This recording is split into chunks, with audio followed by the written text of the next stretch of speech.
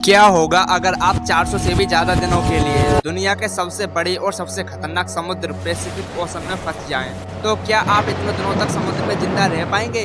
और क्या होगा कि अगर आप समुद्र में सरवाइव तो कर लें बट उसके बाद आपको जेल में भी जाना पड़े? तो दोस्तों ये कहानी है जोस सल्वाडोर अल्वारेंगा की, जिसने 438 दिनों तक जिंदगी और मौत की जंग लड़ी और वो इस जंग को जीता भी। साथ ही उसने एक ऐसा वर्ल्ड रिकॉर्ड भी बनाया जिसको आज तक कोई भी नहीं तोड़ पाया।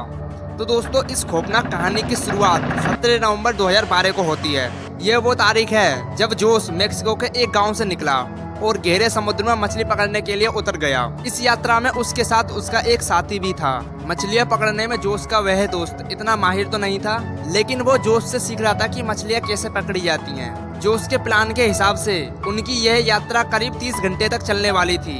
इस दौरान ब्लैक टिप शार्क और सेलफिश को पकड़ने का उन दोनों का प्लान था। सब कुछ प्लान के अनुसार ही चल रहा था, बट तभी एक खतरनाक तूफान ने अपनी दस्तक दे दी। भारी बारिश और तेज हवाओं के कारण उसे खतरे की चेतावनी मिल चुकी थी। बावजूद इसके वो अपनी सिंगल इंजन वाली टॉपलेस बोट के सहारे आगे बढ़ता रहा। यह रिस्क उसे भारी पड़ा। लगभग 5 दिनों तक का यह तूफान उन दोनों को समुद्र के किनारे से 5000 किलोमीटर तक दूर बहा ले गया। जिस रेडियो से वो मदद मांग सकते थे वो भी नष्ट हो चुका था। बोट का वजन कम करने के लिए जोस ने 500 किलोग्राम वजन के बराबर की अपनी सारी मछलियां समुद्र में ही फेंक दी। अब उसके पास ना तो खाने के लिए राशन था, ना ही रोशनी थी और ना ही किनारे से संपर्क करने का कोई तरीका। खुले समुद्र में उसकी बोट बेलगाम आगे बढ़ती जा रही थी। भूख लगने पर वो अपने नंगे हाथों से मछली पकड़ता, कछुए पकड़ता, समुद्री पक्षी जैसे जानवरों को पकड़ता और उन्हें कच्चा खा जाता था। पीने के लिए जोस ने बारिश के पानी का सहारा लिया, क्योंकि समुद्र का पानी खारा होता है और इसे पीने से एक इंसान की मौत भी हो सकती है। एक पल ऐसा भी आया जब उसके पास पीने के लिए पानी नहीं बचा। ऐसे में उसने कछुओं का खून और अपना पेशाब तक पिया। करीब 4 महीने के बाद जोस के साथी ने कच्चे मांस को खाने से मना कर दिया और भूखे रहने के कारण उसके दोस्त की भूखमरी से मौत हो गई। लेकिन जोस ने जिंदा रहने के लिए सब कुछ जारी रखा। जोस अपने शहर से 10,000 किलोमीटर से अधिक की दूरी पर था। अपने आप को भगवान के सहारे छोड़कर जोस ने खुद को अपनी बोट के सहारे सौंप दिया। वह खुली आंखों से आसमान में टिमटिमाते सितारों को देखता, इस उम्मीद के साथ कि कोई उसकी मदद करने के लिए आएगा। उसने अपने आसपास कई सारे जहाजों की चहलकदमी महसूस की, मगर कोई भी उसकी मदद करने के लिए आगे नहीं आया। इस अकेलेपन में जोस ने गीतों और भजनों को समय काटने का साधन बनाया।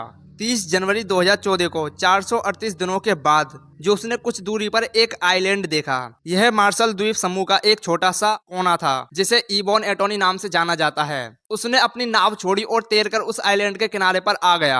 आखिरकार वह जमीन पर था, लेकिन किनारे पर पहुंचकर जैसे ही वो खड़े होने की कोशिश करता, वो गिरकर बेहोश हो जाता। जल्दी ही वहाँ के लोकल लोगों की नजर उस पर पड़ी और वो उसे अपने घर ले आए। इसके बाद उन्होंने पुलिस को इसके बारे में सूचना दी। पुलिस जब मौके पर पहुंची तो उसने देखा कि जोस के टखने सूजे हुए थे। उसकी आंखों की रोशनी बहुत कम हो गई थी। वो मुश्किल से चल पा रहा था। उसके बाल किसी झाड़ी की तरह उलझ गए थे। जब आराम करने के बाद वो कुछ बताने के लिए तैयार हुआ तो पुलिस ने उसकी बातों पर भरोसा नहीं किया, क्योंकि वो दूसरे देश में पहुंच चुका था, वो भी बिना किसी वीजा के।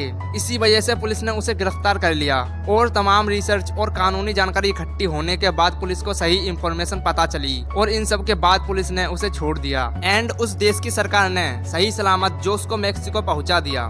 लेकिन ये सफर अभी खत्म नहीं हुआ था, क्योंकि जोस का दोस्त भी उसके साथ मछली पकड़ने के लिए गया था, लेकिन वो वापस ना आ सका। इसको लेकर जोस के दोस्त की फैमिली ने जोस पर केस फाइल कर दिया, क्योंकि उनका मानना था कि जोस ने जिंदा रहने के लिए अपने दोस्त को ही मारकर खा लिया। काफी जानकारी इकट्ठी करने के बाद कोर्ट ने जोस को बेल दे दी और वो सही सलामत अपनी फैमिली के पास पहुंच गया।